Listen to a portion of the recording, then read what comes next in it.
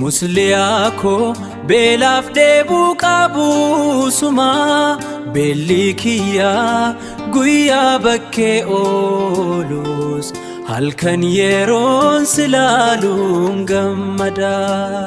Sesseeqi kokkolfii tuma ilkaan keen argaa. Ahaa yaa musliyaatiyyaa margee haadha margaa murshee talaabiyaa si qofaa qalbiin koo yaddaa taphachuu wayyaa musliyaa kumkumee kana kaa. Sesseeqi kokkolfii tuma ilkaan keen argaa.